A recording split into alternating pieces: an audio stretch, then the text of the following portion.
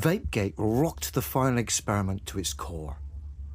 And thus far, there's been zero debunks of any of the videos I've done about Vapegate. Do you know why? Because you can't debunk it.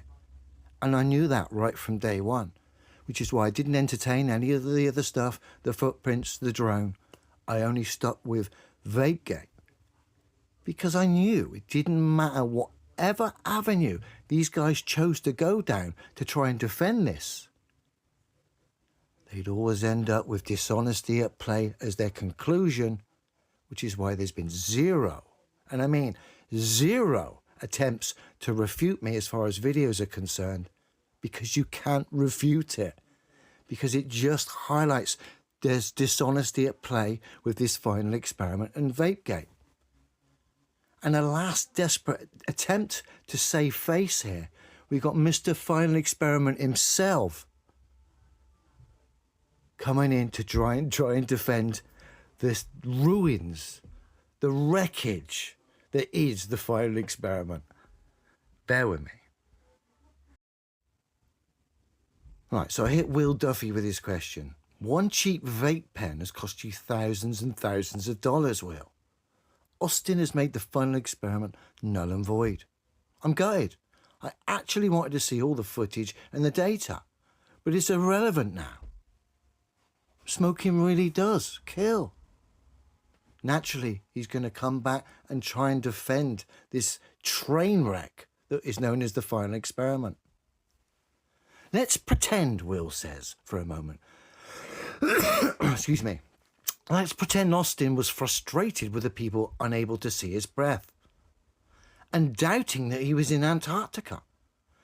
And so let's pretend he actually went to get the vape and to make it so that they could see his breath. You do realise that means nothing, right?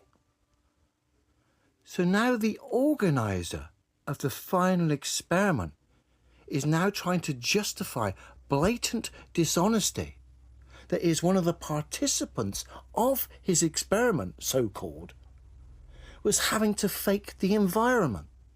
He's now trying to defend someone lying and faking on screen and expects us to take all that is serious and deal with it as if it's scientific, true and honest. Nah, that's not how things work, Will.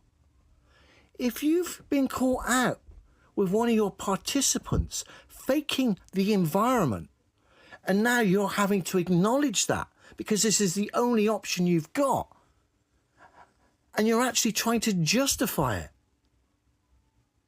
It was null and void before, but you've just put the icing on the cake, Mr. Duffy, with your response.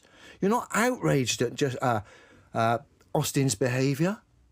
You're trying to defend it, which just gives it all away. For the record, before I go, I have no idea whether they went to Antarctica or not. I have no idea whether they saw a 24-hour sun or not.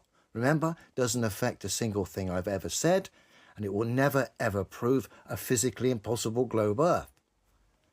So these things don't bother me. I don't have a bias, okay? I'm just a guy who calls out bullshit, like I've done here, and I've shown you. It's been exposed. The final experiment is null and void, based on one of the participants being caught out trying to fake the environment.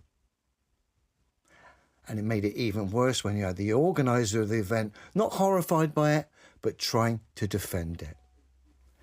Add on top of that all the other things going on, the lack of the direct live stream, the shadiness that's gone on since with regards Whitsit, the doubling down of the lies and all the other stuff he said. I'm sorry, Will. You've ruined it, and I'm gutted because I really was looking forward to the footage and supposed data and demonstrations. But it's all null and void. Austin has literally cost you thousands upon thousands of pounds because of a cheap vape pen. You're going to have to go again. That's the thing.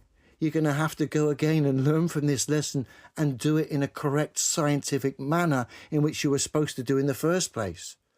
And that means proper live streams, proper footage, and let's be honest, proper representatives.